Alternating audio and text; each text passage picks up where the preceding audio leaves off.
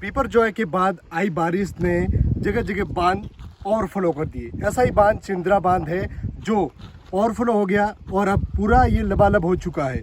किसानों की मांग है कि ये पानी छोड़ा जाए, नदी के माध्यम से पानी छोड़ा जाए ताकि 150 गांव जो प्यासे हैं उनको पानी मिल जाए। मेरे साथ यहाँ पर युवा नेता टीकम सिंह राणा है, तो उनसे बातचीत करेंगे। सर, क्या मांगे हैं, किन मांगों को लेकर आज किसान यहाँ पर पहुँचे हैं, क्या किसानों की मांगे हैं प्रमुख? देखिए, मांग हमारी अगले साल भी हमने संघर्ष करके पानी छुड़वाया था, लेकिन शुरुआती से पानी छोड़ने की हमारी मांग रही है। जब से ये बांध बांधा है तो ये मैं मानता हूँ कि बहुत बड़ी लापरवाही है, क्योंकि जब 17 साल हो गए, 17 साल के अंदर 7 बार नदी आई है। आप एक कल्पना कीजिए, अगर 7 बार ये नदी 17 साल के अंदर बहती तो कम से कम 150 गांवों के अंदर जो आज भूजल हजारों फुट नीचे चला गया है, वो आज 100, 150, 200 फुट पे पानी रहता। लेकिन किस विचारों से और किस क्या सोच से ये बांध बनाया पता नहीं। यहाँ पर किसी एक भी गांव को मैं कहता हूँ फायदा नहीं है, उल्टा नुकसान है। क्योंकि आप एक सोचिए, ये पहाड़ी इलाका है, यहाँ बारिश होती है। जब बारिश होती है तो आसपास गांवों के अंदर तो वैसे भी 2-3 साल तक पानी आराम से आ जाता है।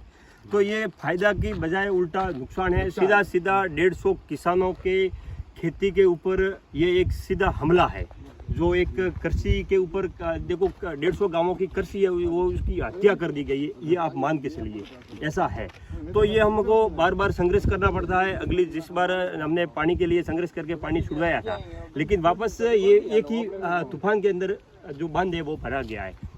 अभी मानसून आगे है, बारिश आगे है, लेकिन यहाँ के जो किसान हैं और आसपास गांव वाले वो मायूस है। यहाँ आते हैं, देखकर जाते हैं बांध और चुप चाप चले जाते हैं।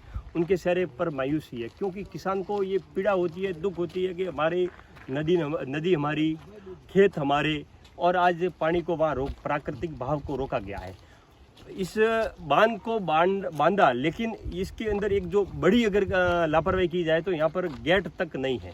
जो हमारी शुरुआती से ये मांग है कि यहाँ कम से कम 10 से 12 गेट लगे, ताकि इसका जो 33% हिस्सा है वो पानी का भरा रहे। बाकी मैं तो कहता हूँ 66% अगर जब तक नहर नहीं है तब तक छोड़ना चाहिए। अगर पास में नहर बनाई जाती है तो फिर अगर 33% नहर के लिए पानी उपयोग होना चाहिए, बाकी का जो 33% पानी है वो नदी के लिए उपयोग होना चाहिए।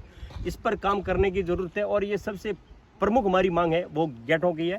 और पानी क्या छोड़वाने का है, वो हमारे किसान भाई, जब तक सरकार, अगली बार भी किसानों ने मिलकर पानी छुड़वाया था, इस बार भी जल्द हमारा किसानों का, आसपास गांवों का जो निर्णय होगा उस पर अमल करके हम पानी छुड़वाने का काम करेंगे। लेकिन हमारी शुरुआती से और आज तक किसानों के हित के लिए, किसानों के जिस तरीके से नुकसान हुआ है, वो हम सभी किसानों की भावनाओं के साथ दुख है। और इसके लिए अभी आपने जो नर्मदा, मैं आपको एक और बात बता दूं आपको, जिस तरीके से यह नहर का काम हुआ था, निर्माण हुआ था, वो नहर 1 साल भी टिक नहीं पाई और वहाँ पर करोड़ों रुपया बजट बर्बाद हो गया, क्योंकि वहाँ उन्होंने लेवल ज़मीन का देखा नहीं था। ऊपरी हिस्सों पर पानी चढ़ाने की कोशिश, ज़मीन का लेवल बिना देखे नहर बनाई थी। तो अभी नहर का भी काम करना चाहिए, क्योंकि यहाँ आसपास गाँव के अंदर कम से कम 33% आप गाँवों को भी दें, इस पर भी ध्यान देने की ज़रूरत है। तो ये कुल मिलाकर सरकार की जो हमारी मांगें हैं, प्रमुख मांगें हैं, गेट की है, नहर मरम्मत की है और पानी छुड़वाने की है। अभी वर्तमान ये 3 मांगों पर हम लेकर संघर्ष कर रहे हैं, और आने वाले टाइम में सरकार को मजबूरन पानी छोड़ना पड़ेगा जल्द ही। अगर उचित है कि हमने जो अगले साल धरना दिया था, उसी समझदारी के हिसाब से आगे एक रास्ता है, उसको पाइप वगैरह लगाकर गांव को जोड़ने का किसी को दुविधा ना हो, उस पर काम करके जल्द से जल्दी पानी छोड़े, उसमें उन सभी की भलाई है। नहीं तो फिर उग्र होकर पानी इस बार हम संघर्ष करके पानी चालू करवाएंगे।